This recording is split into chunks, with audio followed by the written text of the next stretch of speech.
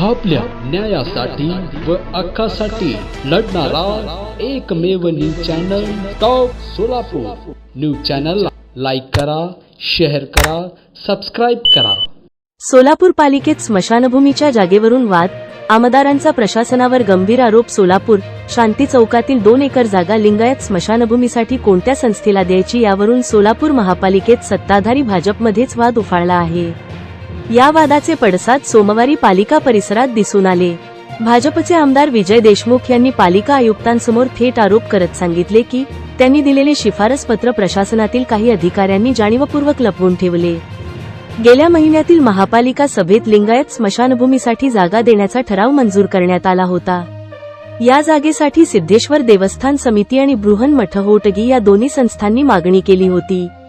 मात्र विजय देशमुख यांनी होटगी मठाला जागा द्यावी अशी शिफारस केली असतानाही सभेत सिद्धेश्वर देवस्थान समितीला जागा देण्याचा ठराव मंजूर करण्यात आला। या निर्णयानंतर हा वाद चिघळला असून भाजपमधील 2 गट आमने सामने आले आहेत।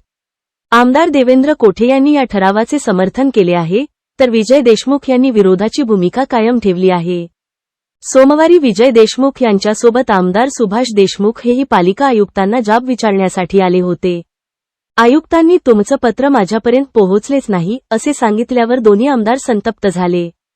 त्यांनी संबंधित अधिकाऱ्यांवर कारवाईची मागणी करत आवश्यक असल्यास हा विषय मुख्यमंत्र्यांपर्यंत नेण्याचा इशाराही दिला। यावेळी विरोधी पक्षनेते अमोल शिंदे आणि चेतन नरोटे हेही उपस्थित होते आणि त्यांनी आमदारांच्या भूमिकेला पाठिंबा दर्शवला। महानगर प्रशासन काय केलं काय नाही वाटायचं काय स्पष्टच आहे ना। आज आपल्या सगळ्याच्या समोर आहे। 2 लिंगायत समाज, एवढं मोठं लिंगायत समाज सोलापूर शहरामध्ये असताना आजपर्यंत कुणीही कुठलंही राजकारण करत असताना कुणी असं समाजामध्ये भांडणं लावून कधी राजकारण केलं नाही। समाजाचे दुफळी व्हावं असं कधी विचार न करता आजपर्यंत राजकारण होत आलं। पण आजची परिस्थिती राजकारणाची वेगळी दिशा धरत आहे। म्हणूनच सांगू इच्छितो, म्हणूनच या दिशेला कुठेतरी थांबायला पाहिजे। संस्था दोन्ही एकच आहेत, दोन्ही लिंगायत समाज आहेत।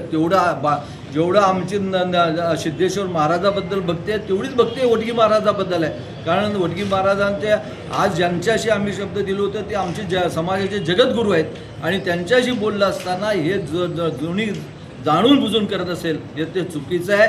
याला समाज विचार केल्याशिवाय याच्याबद्दल राहणार नाही। तेच सांगितलं, तुम्हाला स्पष्टपणे सांगितलं। नाही पण मग 10 जुलै 25ला माननीय आमदार महोदय विजय देशमुख यांनी पत्र दिलं।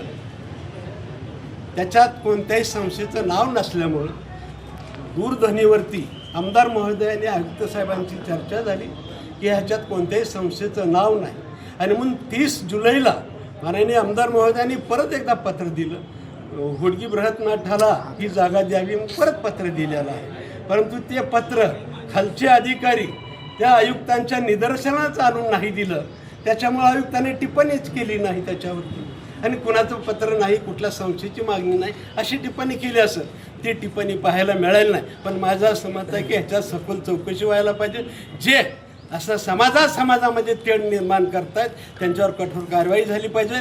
जे दडपण्याचा पत्र, जे सुईचे पत्र दडपण्याचा प्रयत्न करतायत त्या अधिकाऱ्यावर सुद्धा कठोर कारवाई झाली पाहिजे। चुकीची कामं करतात पक्षाला अडचणी। मी आज सर्वच सदस्यांना विनंती केलेली आहे।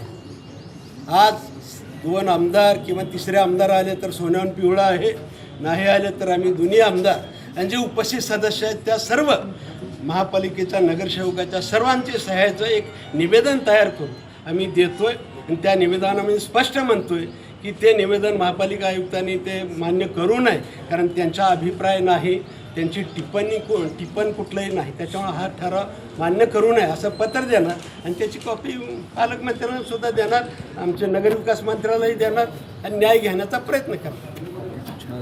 तो प्रस्ताव काय करणार आणि कसं काय?